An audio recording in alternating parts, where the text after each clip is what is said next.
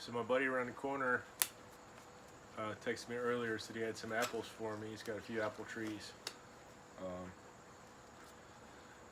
It's actually how I met him. I ride my skateboard around the neighborhood, and I noticed he had a few apple trees, but you don't want to like trespass or help yourself to somebody else's stuff without talking to him first. So I just happened to catch him outside one day and said, "Hey, would you mind if I pick some of your apples?" I said, "Yeah, sure, take as many as you want." And he gave me a bucket, and I filled it up. When I brought his bucket back, I left a note in it with my number and said if he ever needed HVAC guy, give me a shout. And turns out he did, so I did some HVAC work for him. We've been friends ever since. That was a few years ago. So yeah, he texted me, said he had some apples for me. I came down and got them in a bucket. And there's another neighbor down the other end of the neighborhood that always they got two pear trees that they don't seem to really maintain or do anything with. They just very prolific, fill up with pears, and they just kind of rot right on the trees and ferment and draw hornets. They're drawn to the fermentation. So I'd never seen any signs of anybody being there, or like nobody would answer when I would knock. But maybe about a week ago I saw the garage door closing, so I knew at least somebody lived there. It's not like, the grass is cut and everything. I just never see cars in the driveway or anything. I guess they park in the garage. So anyway, I had a bucket. I was like, well, I'll just head down there and see if anybody's home. I knock on the door, and I asked the lady if she minded if I had any repairs. She said, yeah, help yourself. I gave her some of the apples I got from my buddy. So yeah, she seemed cool. So I'm out here. I'm gonna wash them because some of them got some, soft spots or starting to ferment or whatever. Some of them aren't even quite ripe yet. And then I got the apples at the bottom. I don't really know what I'm gonna do with them. I was thinking I might just run them through the slicer and put them in the dehydrator like chips. I've done that with apples, and that turns out pretty well. I've not done it with pears though, so I don't know if they've got the structure to hold together because they're kind of grainy. But we'll see. I've had dried pears before. Probably good.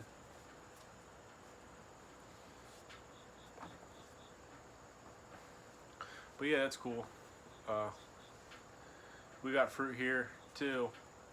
Not right now because they've already gone by. The peaches and plums and blueberries and blackberries. Well, we're still picking the blackberries, but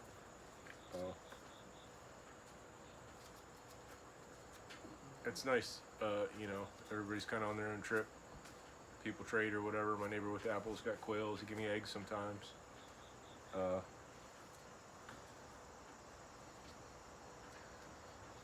I'm not really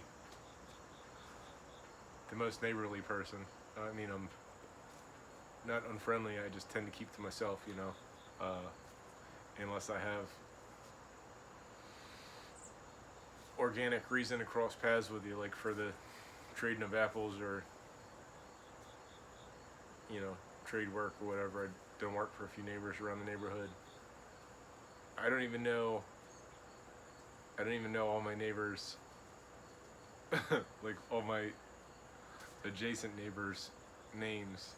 I know right across the street diagonally, and the one next to that, and then my buddy with the apples and his neighbors right next door, who he put in contact with me because they needed some help with their HVAC, and we've become good friends too. So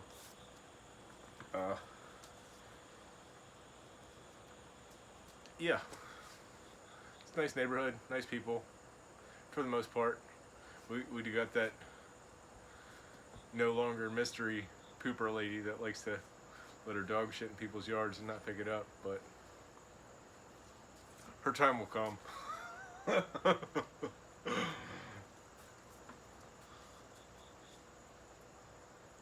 Yeah, I put my neighborhood true crime story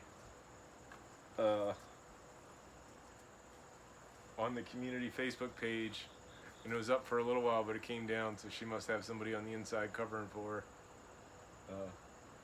I will not be silenced. The truth will come out, heads will roll.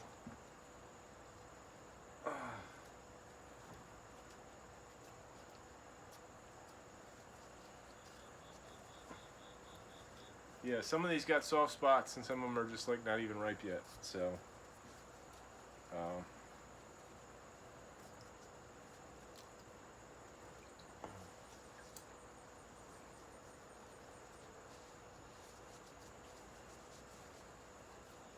at least get them cleaned up a little bit.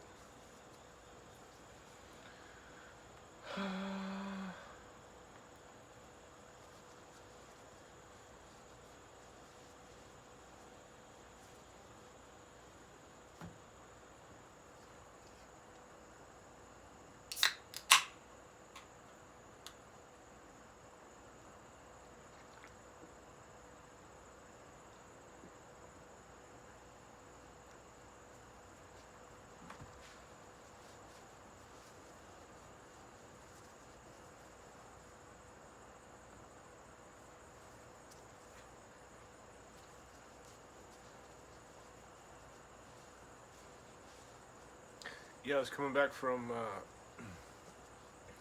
taking my nephew to Taekwondo yesterday, and there was this car show down there. There's a seafood restaurant. They do like a, you know, 1 or 2 nights a week. They got classic cars come out and park in the parking lot. So a bunch of cool stuff, but there was two Mopars caught my eye. There was a 70 Plymouth Roadrunner Superbird, posted shorts of, and there was a 70 GTX, which is the same, pretty much the same body as a Roadrunner, I believe, like a Roadrunner satellite. GTX might be the Dodge. I'm not sure.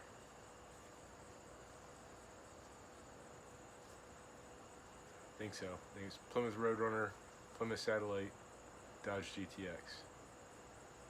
But I'm not 100%. That might have been in Plymouth too.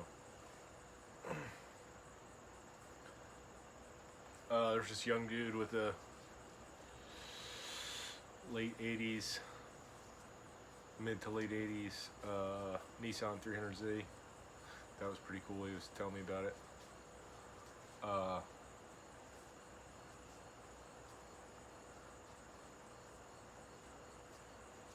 little bit of a beater. I mean, in a good way, you know. I appreciate a reliable beater. You don't have to worry about it getting scratched or banged up or whatever, paint chipped, whatever. As long as it gets you where you're going, you know what I mean?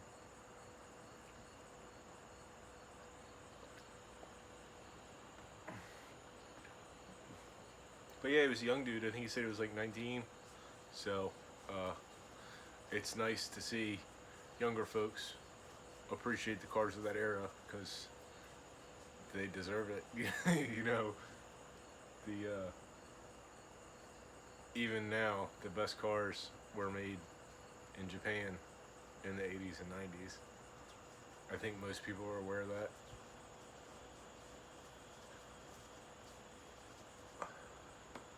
But yeah, I had always had I'd always had Hondas and Toyotas, which I'd always liked, or mostly Hondas and Toyotas for imports. I had a few domestics, but mostly Hondas and Toyotas.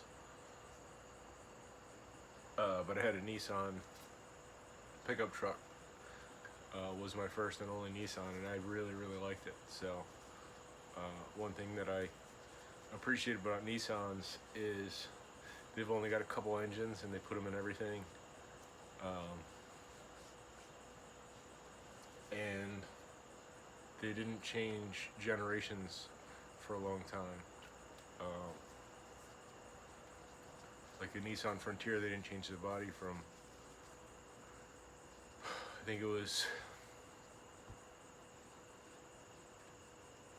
2006 or 7 to 2021 or 22.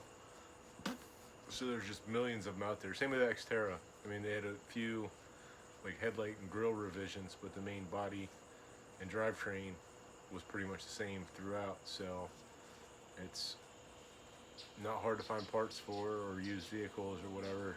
You know, get whatever you need, and they're powerful and reliable engines.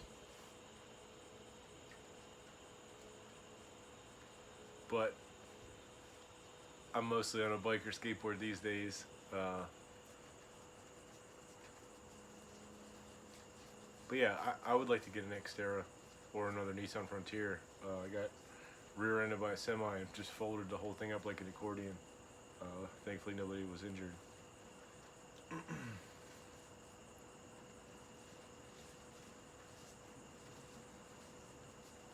But yeah, I really liked it. It was a 2009 4-cylinder, 5-speed, 2-wheel drive.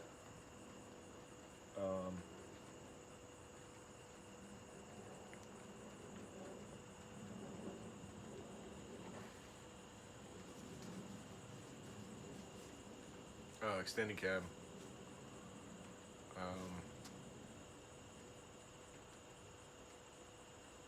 I don't know if they made them not extended cab. It had like the half back doors with the tiny little back seats. They were really impractical, but it made it easier than like a standard cab for someone my size to fit in. So even for a small, well, I guess a mid-size truck, still very roomy for me, and I'm 6'3", 6'3", 215-ish, so I'm not a small dude. Like even like a standard cab, domestic trucks are kind of hard for me to fit in because of the height of the bench seats, and I mean not so much the newer ones, but like 80s and older, it's just kind of awkward for me to get in there, and my knees are all up in the steering wheel, and sometimes they don't have like an adjustment for the column. But yeah, I'd really like to get one of them Japanese K trucks, like a Honda Acti or a Daihatsu Hijet, or any of them really. But you can find them for a reasonable price with relatively low kilometers. Some of them with air conditioning, most of them are stick shift, which I would prefer. A lot of them are 4-wheel drive. But I don't know if the cab's got enough room for somebody my size. But they also have the vans, so maybe I'd get a van so I could recline a little bit. But yeah, AC is an absolute must, especially around here. It's just brutal heat and humid in the summertime. It's like 80 right now and pretty humid. It's actually just raining a little bit, but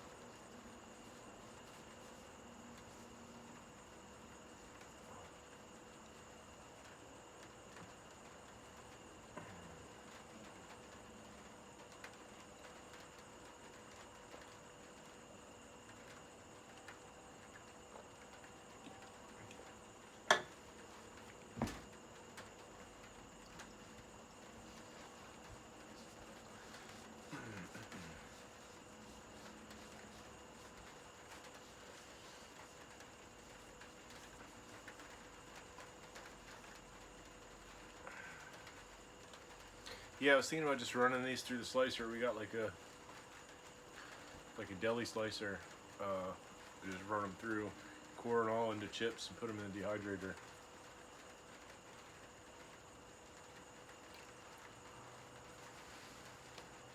I've already got some figs on the top tray, and we're gonna have figs ripening, so I may need to get another dehydrator or something, because I don't know how long these pears will take to dry.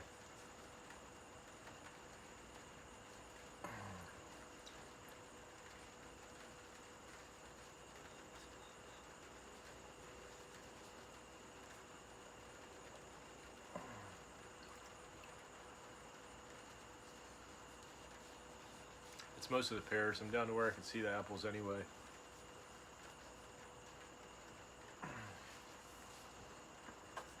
He said these were from the backyard, so these must be the ones that different trees, because the ones in the front yard don't seem like they were done yet. And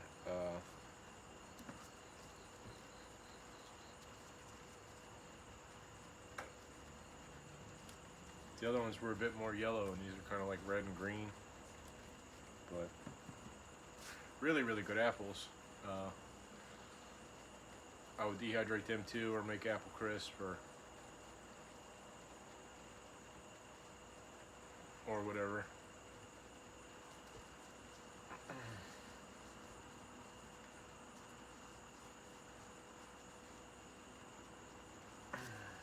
But yeah, I gave some of the apples to the lady that I got the pears from, because I'd already had them with me.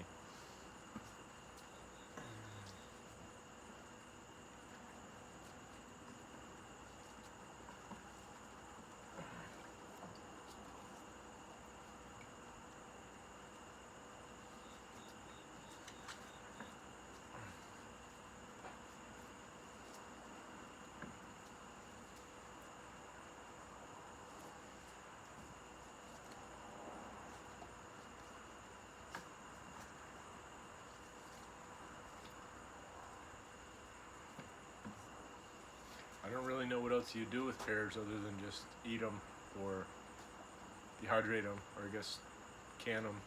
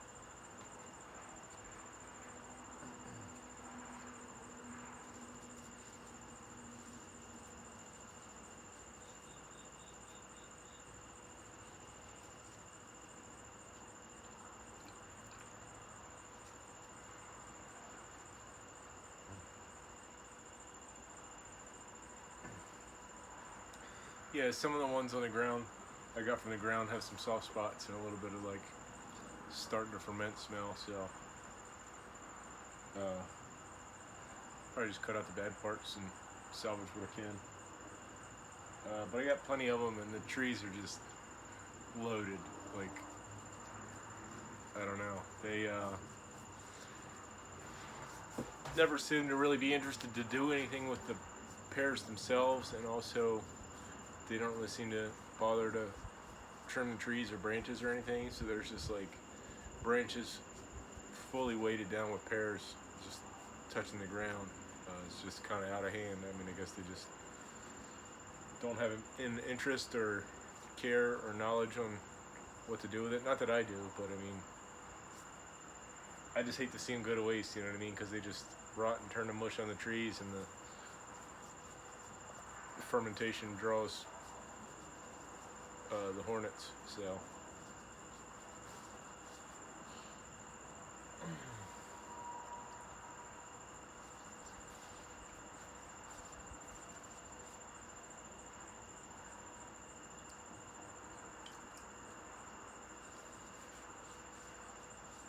Yeah, I'm down to just the apples now.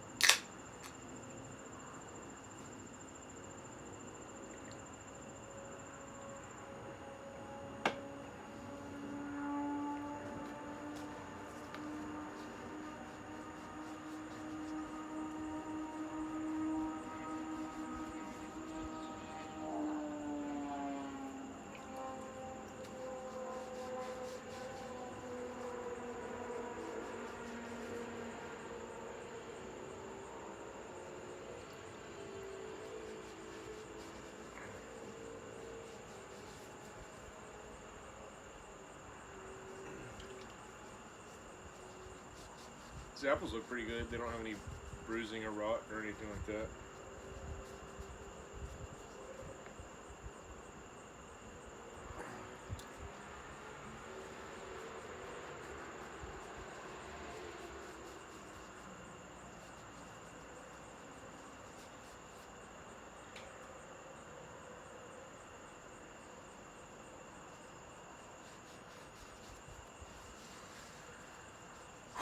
These mosquitoes are relentless.